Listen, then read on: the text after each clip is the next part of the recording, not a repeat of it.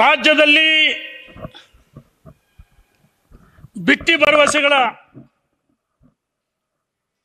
ಸುಳ್ಳೇಳಿ ಅಧಿಕಾರಕ್ಕೆ ಬಂದಂತಹ ಸನ್ಮಾನ್ಯ ಸಿದ್ದರಾಮಯ್ಯನವರು ತೊಗಲಕ್ ದರ್ಬಾರ್ ನಡೆಸ್ತದ ರಾಜ್ಯದಲ್ಲಿ ಯಾರು ಕಾನೂನು ಸುವ್ಯವಸ್ಥೆ ಕಾಪಾಡಬೇಕಾಯ್ತು. ಅದರ ಬದಲಾಗಿ ಅವರ ದ್ವಂದ್ವ ಹೇಳಿಕೆಗಳಿಂದ ಇಂದು ಬೆಳಗಾಂನಲ್ಲಿ ಮಹಿಳಾ ಕಾರ್ಯಕರ್ತರು ಪ್ರತಿಭಟನೆ ಮಾಡ್ತಾ ಇದ್ರು, ಭದ್ರತಾ ವೈಫಲ್ಯದ ಬಗ್ಗೆ ಮಾತಾಡಿದ್ರು, ಅನುಮಾನ ಮಾಡಿದ್ರು, ಯುದ್ಧ ಅನಿವಾರ್ಯ ಅವಶ್ಯಕತೆ ಇಲ್ಲ ಅಂತ ಹೇಳಿದ್ರು. ಇದನ್ನು ಖಂಡಿಸಿ ಬೆಳಗಾಂನಲ್ಲಿ ಪ್ರತಿಭಟನೆ ಮಾಡಿದರೆ ಆ ಪ್ರತಿಭಟನೆಯಿಂದ ಎಲ್ಲ ಒಂದು ಕಡೆ ಮುಖ್ಯಮಂತ್ರಿಗಳು ಡಿಸ್ಟರ್ಬ್ ಆಗಿದ್ದಾರೆ, ಕುರ್ಚಿ ಭದ್ರತೆ ಇಲ್ಲ ಅಂತ ಅವ್ರಿಗೆ ಮನವರಿಕೆ ಆಗಿದೆ, ಮುಖ್ಯಮಂತ್ರಿ ಸ್ಥಾನದಿಂದ ಎಲ್ಲಿ ವಂಚಿತನಾಗ್ತಿದೆ ಅಂತ ಹೇಳಿ ಡಿಸ್ಟರ್ಬ್ ಆಗಿ ಮೆಂಟಲಿ ಡಿಸ್ಟರ್ಬ್ ಆಗ್ಬಿಡಿದ್ರು ಸಿದ್ದರಾಮಯ್ಯನವರು. ನನಗೆ ಸಿದ್ದರಾಮಯ್ಯರ ಬಗ್ಗೆ ಗೌರವ ಇದೆ, ಆದರೆ ಯಾವ ರಕ್ಷಣೆ ಇಲಾಖೆಯವರು ನಿಮಗೆ ರಕ್ಷಣೆಯನ್ನು ಕೊಡೋಕೆ ಬಂದಂಥವ್ರಿಗೆ ಯಾವನ ಎಸ್ ಪಿ ಬಾರ ಇಲ್ಲಿ ಅಂದ್ರೆ ಏಕವಚನದಲ್ಲಿ ಒಂದು ರೀತಿ ಮಹಮ್ಮದ್ ಬಿನ್ ತಗೊಳಕ್ನಂತೆ ಆ ಎಸ್ ಪಿಗೆ ಸಾರ್ವಜನಿಕ ವೇದಿಕೆಯಲ್ಲಿ ಅಪಮಾನ ಮಾಡಿರಿ. ಯಾರ ವಿರುದ್ಧ ಹೋರಾಟ ಮಾಡಬಾರ್ದು, ಭ್ರಷ್ಟಾಚಾರ ಮಾಡಿರಿ, ನೀವು ಕರ್ಮಕಾಂಡ ಮಾಡಿರಿ, ನೀವು ರಾಜ್ಯದ ಅಗತ್ಯ ವಸ್ತುಗಳ ಬೆಲೆ ಏರಿಕೆ 48 ವಸ್ತುಗಳ ಬೆಲೆ ಏರಿಕೆ ಏರಿಸಿದಿರಿ, ಕೇಂದ್ರ ಸರ್ಕಾರ ವಿರುದ್ಧ ಹೋರಾಟ ಮಾಡ್ತಿರಲ್ಲ, ನಿಮಗೆ ಯಾವುದೇ ನೈತಿಕಕ್ಕಿಲ್ಲ. ಆ ASP ನಾರಾಯಣ್ಗೆ ಕಪಾಳ ಮೋಕ್ಷ ಮಾಡಿದಾರೆ ಇವರು. ಇದೇನು ಹೊಸ್ತಲ್ಲ ಸಿದ್ದರಾಮಯ್ಯನವರಿಗೆ. ಈ ಕಳೆದ ತಿಂಗಳು ಹೊಸಪೇಟೆ ಜಿಲ್ಲಾಧಿಕಾರಿ ದಿವಾಕರ್ಗೆ ವೇದಿಕೆಯಿಂದ ಕೆಳಗಿಳಿ ಗೆಟೌಟ್ ಅಂತ ಹೇಳಿದರು. IASಗೂ ಅಪಮಾನ ಮಾಡಿರು.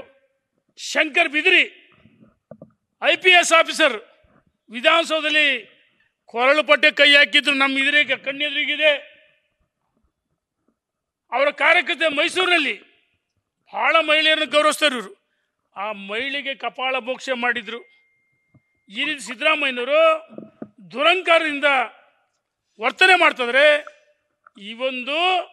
ಈ ರಾಜ್ಯದ ಜನರಿಗೆ ಅಪಮಾನ ಮಾಡಿದರೆ ಯಾವ ಯೋಧರನ್ನು ಅಪಮಾನ ಮಾಡ್ತಾರೆ, IAS IPS ಅಧಿಕಾರಿಗಳನ್ನು ಅಪಮಾನ ಮಾಡ್ತಾರೆ, ಮಹಿಳೆಯರಿಗೆ ಅಪಮಾನ ಮಾಡಿದರೆ ಸಿದ್ದರಾಮಯ್ಯನವರೇ ನೀವು ರಾಜೀನಾಮೆ ಕೊಡಬೇಕು, ಇಲ್ಲದಿದ್ರೆ ನಿಮ್ಮ ವಿರುದ್ಧ ಹೋರಾಟ ಮಾಡ್ತೀವಿ ಅಂತೇಳಿ ಸಿದ್ದರಾಮಯ್ಯನವರು ರಾಜೀನಾಮೆ ಕೊಡಬೇಕಂದ್ರೆ ಒತ್ತಾಯ ಮಾಡ್ತೀವಿ.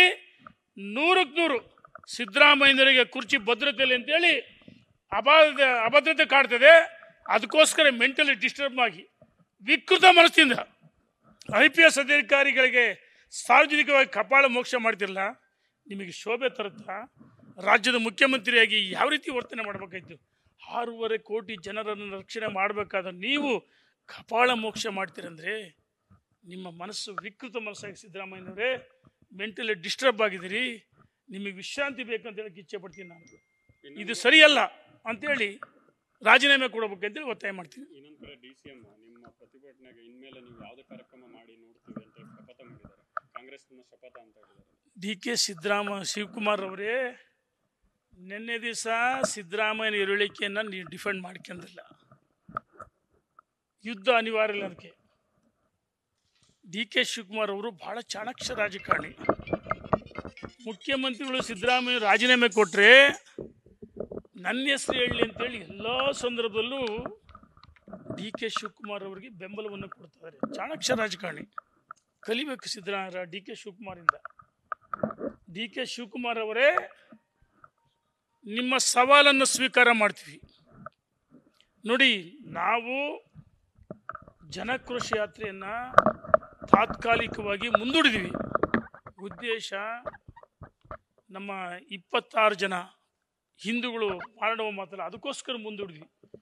ನಿಮ್ಮ ಸಾಧನಾ ಸಮಾವೇಶನೋ ಕೇಂದ್ರ ಸರ್ಕಾರ ವಿರುದ್ಧ ಪ್ರತಿಭಟನೆನೋ ನೀವು ಮಾಡ್ತಾ ಹೊರಟಿದ್ದೀರಿ. ನಾವು ಭಾರತೀಯ ಜನತಾ ಪಾರ್ಟಿಯವರು ಬಳೆ ತೊಟ್ಟಿಲ್ಲ. ನಮಗೂ ಶೆಡ್ ಹೊಡಿಯೋಕ್ಕೂ ಬರುತ್ತೆ, ತೋಳು ಮುದ್ರಕ್ಕೂ ಬರುತ್ತೆ, ನಮಗೆ ಎಲ್ಲ ಬರುತ್ತೆ. DK ಶಿವಕುಮಾರ್ ಅವರೇ, ನಿಮ್ಮ ಸವಾಲನ್ನು ಸ್ವೀಕಾರ ಮಾಡ್ತೀವಿ. ನಿಮ್ಮ ವಿರುದ್ಧ ಹೋರಾಟ ಮಾಡೇ ಮಾಡ್ತೀವಿ. ನಿಮ್ಮ ಸರ್ಕಾರ ಪತನ ಆಗುವವರೆಗೂ ಭಾರತೀಯ ಜನತಾ ಪಾರ್ಟಿ ಕಾರ್ಯಕರ್ತರು ಮುಖಂಡರುಗಳು ಒಟ್ಟಾಗಿ ಒಂದಾಗಿ ಒಗ್ಗಟ್ಟ ಹೋರಾಟ ಮಾಡ್ತೀವಿ.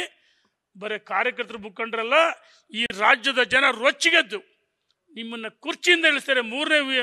ವಿಧಾನಸೌಧ 3ನೇ ಮಾಡಿಗೆ ನುಗ್ತಾರೆ ಅಂತೇಳಿ ನಾನು ಎಚ್ಚರಿಕೆಯನ್ನು ಕೊಡ್ತೀನಿ. ಅಧಿಕಾರ ಶಾಶ್ವತ ಅಲ್ಲ, ಇರುವಷ್ಟು ದಿವಸ ಒಳ್ಳೆ ಕೆಲಸ ಮಾಡಿ ಮನೆಗೆ ಹೋಗ್ರಿ ಅಂತೇಳಿ ಇಚ್ಛೆ ಪಡ್ತೀನಿ ನಾನು. ನ್ಯೂಸ್ ಫಸ್ಟ್ ನಿರ್ಭೀತಿಯಿಂದ ನಿಮ್ಮ ಪರವಾಗಿ.